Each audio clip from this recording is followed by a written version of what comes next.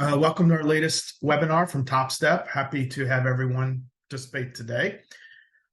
Today's topics, we're going to look at a five-ish rarely used features that could potentially benefit you. We'll talk about what those are and what was the business case that would help determine if could be a useful feature for you. Some of these features have been around quite a while. But we would consider them rarely used because they have very specific use cases. So hopefully you'll learn something today. And we're starting with number 5. And this is conditional dropdowns.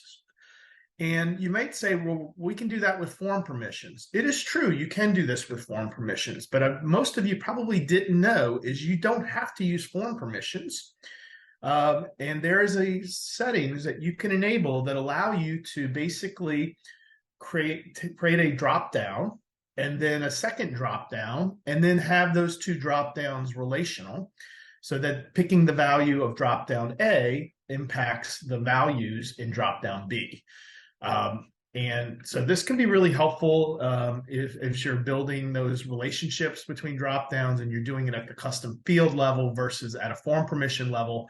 Form permissions can be a little onerous to maintain as you add new values. You're having to constantly update form permissions, whereas if you do it at the custom field level, you can naturally go ahead and update those relationships between values in field A and then values in field B. So that's sort of the business case. Again, something we don't see very often. I think a lot of people either didn't know this, doesn't know this existed, or didn't have a business reason to do it. But it is a switch, like a lot of things in OpenAir. It does require this enable advanced custom field value editor and then a conditional association between the values of separate custom fields. So when those switches are enabled, this is what it looks like. So you would create a dropdown, which looks very much like you would a dropdown without this enabled. However, what you'll get is this pop up, and some of you may have this enabled in your account, whereas you're adding dropdown values instead of adding them as text in a line list view. It's actually popping up here, and you're adding this in this view. And the benefit of this is you can drag and drop these to change the order. You can add, delete, rename, all the same things you can do. So this is half of the switch that you need to be able to set up your relationships. However, when you do that, you can set up a relational dropdown and then be able to drag and drop the values that are controlled. So in this example, we have contract type with different values, with one of those being internal. And then we have this project region that is a relational dropdown to contract type. And I'm dragging ops, tech ops, these 4 values under internal. And what this will do is when a user picks internal on a contract type field, it will only display those 4 ops values in the project region field. So again, being able to streamline data, make sure people are picking from the right values, and helping with your data integrity. So it's an interesting little rarely used feature that could be very useful in certain business cases. All right, let's move on to number 4. Allocation grid. Many of you may have this enabled in your account and you're like, what the heck is this? And so you ignore it. That's pretty typical of what we see in the field. If you don't have this enabled in your account, it's basically just a new type of, it's a type of custom field. And it's a very special custom field, and it can be really valuable. There are a couple drawbacks, however, that cause it not to be universally used. The benefit of it is it allows you to auto-calculate new reporting values based on percentages stored in the allocation grid. The business case that we see very common is as you're bringing in projects, say from your CRM, you're bringing those in early into OpenAir. You want to have a probability that those projects are going to close, and you want to be able to report on weighted probability of those pipeline projects. Well, you could create custom fields and you could create custom calculations. The problem with custom calculations in this example is you're using a project detail field to generate a summary value, and they don't sum up nicely in reports. An allocation grid, however, would overcome that issue. You would create an allocation grid to say, my probability, and then you would add the probability, and then it's going to automatically create that probability percentage times all of the summary value reportable values in OpenAir, and they sum nicely in reports. So it is a switch. If you don't have it enabled, most of your folks have had OpenAir implemented within the last 5 to 10 years, should have this enabled already. But let's show you what this looks like. So when you're creating the field, it looks very much like a drop-down field. So you're picking an allocation grid field when you create it on the project in this example, and we've got our closure probability, and our list view is weighted value. Now you could have, in this example, we're doing a very simple, there's one value and it's weighted value. You can imagine if let's say you wanted to use this allocation grid to split services across a project. So we've sold 4 different services, and we want to be able to say what percentage of service A, what percentage of service B, and be able to allocate revenue billings to those different services based on those percentages, or maybe commissions if you want to be able to split commissions. And if you're doing commissions or you're splitting services, generally you want the sum of those percentages to be 100%. And so you can see at the bottom of the screen, there is an option to check a box that forces the allocation percent to be 100. In our example here, we're just looking for a single value that we can use, and we have our hint here that shows us how to use this system, what values we're looking to get entered. And so when you put that in, you put that 100%, this is what the field looks like on the project in this example. And then we're entering, you enter 100% or you enter 50%. And when you have this field enabled, and in your reports, you can show all of your allocation grid values. What happens is it's going to basically take all of your values that are summary values, and it's going to basically create a weighted value of each. So in this example, we're looking at projected billing and projected billing weighted value. So whatever the percentage is, if it's 50%, it's going to automatically apply that 50% to whatever value you select. And then you will also have the ability to report without the weighted value. And so again, is able to automatically create these values. You don't have to create custom calcs for all these different values. And it automatically, it will sum nicely the same way that the standard values would. So again, very niche specific. You can see here, you can include or exclude allocation grid generated fields in the report setup. So something to think about if you're looking to use percentages in your projects to kind of split up the different values in the reporting module. All right, number 3. Timesheet approvals and rejection options. So the first one I want to call out is self-rejection. Yes, I need a therapist, but self-rejection basically allows a user to recall a timesheet if they've submitted it prematurely, or they submit it and they realize, I forgot to add a line. And this only works if no one has approved it yet.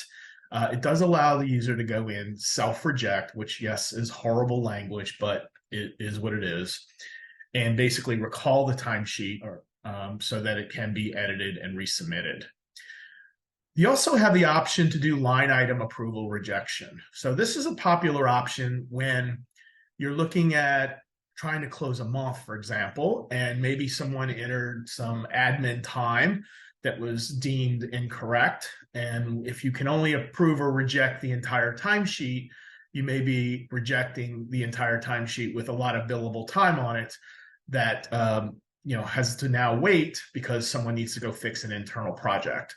We also see this with expense reports as well. The same approval rejection for expense reports is available.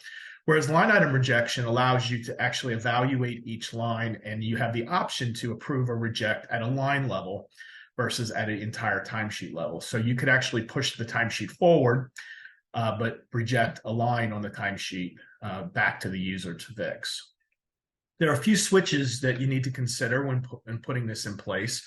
One, the self-rejection option is a setting that support needs to enable, and that's called allow users to reject their own timesheets if no approvals have occurred. And then there is a couple of other settings. One is to enable line item for rejection. If you go this setting, you basically have to go line by line for approval. The second setting here allows you to have the option to go line by line, but you can also have the option to approve everything in one action. And that's generally what we recommend if someone's interested in doing this place. It kind of gives you best of both worlds. You can approve or reject the entire, or you can approve or reject at a line level. So let's take a look at what that looks like. So here's self-reject. If you go into submitted timesheets after submitting it, and you open up the timesheet, as long as you are the timesheet owner and the creator, you will have a reject button, assuming no one else has approved it. The minute it gets approved by any approval, that option obviously goes away. But in this case, I can reject it. It will show up in rejected timesheets, and then you can edit it, open it, resubmit it. Line item approval rejection, you'll see the options for approve reject here at a line level. So you can choose at a line level. And then if you have on the ability to do the entire timesheet, and you can then have this button that gives you the ability to approve reject items. So at a global level. So again, best of both worlds, being able to. Now, be advised, a lot of customers shy away from this because it can get a little messy if you're splitting timesheets up, because you've got, for the same week, you could have two timesheets, one that was rejected and one that was approved. There is an option to rejoin. So if you did reject a liner on the timesheet and it creates a second timesheet for that period, the user fixes it, resubmits it. Once all timesheets are approved, the system has the ability to rejoin them into a single timesheet. So that could be a good option, at least to get kind of the cleanliness and less noise for the timesheet records. However, in the next slide, I'll show you there is a downside to rejoining, and I'm going to give you a bonus feature in this next slide, which is invoicing for approved time entries. What does this mean? Well, we get a lot of customers that say, there's multiple projects on my timesheet. The time was approved for projects A, B, and C, but it's waiting for project owner D to approve. And until the entire timesheet's approved, I can't run any billing. I'm being held up for all of my billing because the timesheet is still waiting on one approver. And even that could be internal. It doesn't matter. There's a feature that allows you to run billing and start the invoicing process once the time has been approved at a project level versus in a timesheet level. So this is a switch that says allow project approved time to be billed. And again, the benefit is being able to get those timesheets, start that billing process sooner than waiting for all the approvers.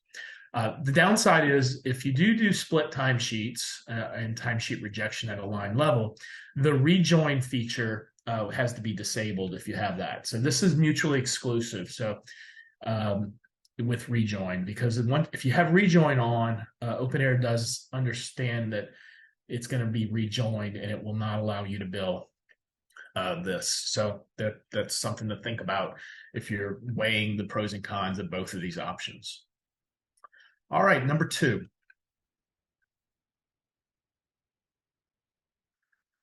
Mark time entries as paid. I've been talking about this feature forever, and I really like it. And I really, it can help a lot of customers. And I think a lot of customers don't know it exists or don't use it to its potential. But what is it? It allows you to basically go into the OpenAir timesheet module and be able to mark individual time entries. You can mark them as paid or invoiced or whatever terminology makes sense. And why would I do that? Well, most of us, if not all of us, have some sort of hourly contractors or hourly employees. And if our hourly contractor employees are entering time in OpenAir, and we need to go ahead and say, okay, let's run payroll, right, for this month. Well, what if they're late timesheets? What if they're missing time and they want to go back and fix or add new time? Well, how do you know what hours have been paid, what hours have not been paid when you go to run the payroll the next month? So this allows you to basically go in and be able to bulk select a set of time entries per resource per user and be able to tag them as these hours are being processed as paid, or these hours have been invoiced by our contractor for these hours. From a contractor perspective, what's beneficial here is, let's say our contractor entered 120 hours in a month, but we only get an invoice from our vendor for 100 hours, right? And so we have a 100-hour vendor bill that we need to pay, but then we have 20 hours for that same month that is going to get probably picked up in the next vendor bill. And we want to be able to accrue those 20 hours as cost for the current month in our financial system.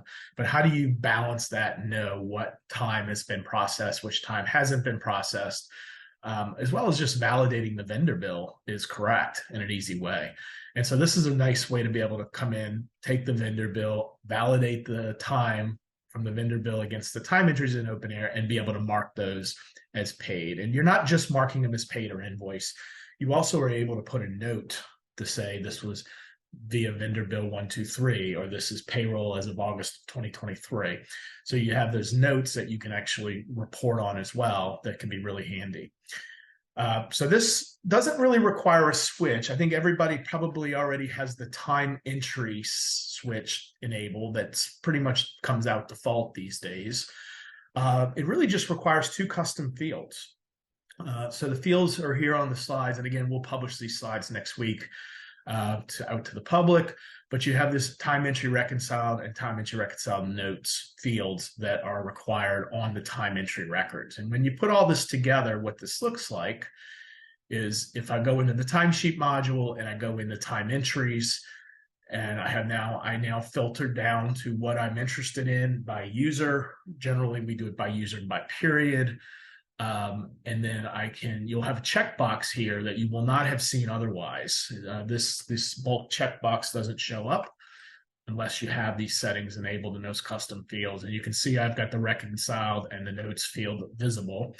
I can select what I want to reconcile, and then I can use the bulk actions to go ahead and reconcile, mark those paid, and then I can put custom notes in. So really handy for keeping track of payroll, both contractor, hourly employee payroll is what we see it. And the other benefit is those are custom fields on time entries that you can now throw into reports. So again, if you wanted to run a report to say, show me all my contractor hours for last month that weren't processed through vendor bills, all we've got to do is go in, run a report, filter by reconcile, no reconcile. And now we get a list of hours, we now have the cost of the resource, and we can create accruals for those hours until we get our next vendor bill. All right, and number one, cost adjustment based on utilization. So what the heck is this? So what we see from customers is that are interested in really getting the most out of OpenAir from a margin calculation perspective. They got costs on each employee user in the system, and they really want to run reports to really maximize the accuracy of their margin reporting. How would this project do? What was our margin? Well, again, you may have hourly employees or hourly contractors, which makes that really easy, right? Every hour that's worked is an hour of cost against that project. However, for employees, most of us are salary-based, and most of us, we don't get paid if we work 60 hours in a week, or if we work 200 hours in February. We don't get paid 200 hours times our hourly rate, our hourly cost rate in OpenAir. However, if you take no action, OpenAir is just going to say 200 hours times whatever Ron's cost rate is the amount of cost. Well, that's just not true.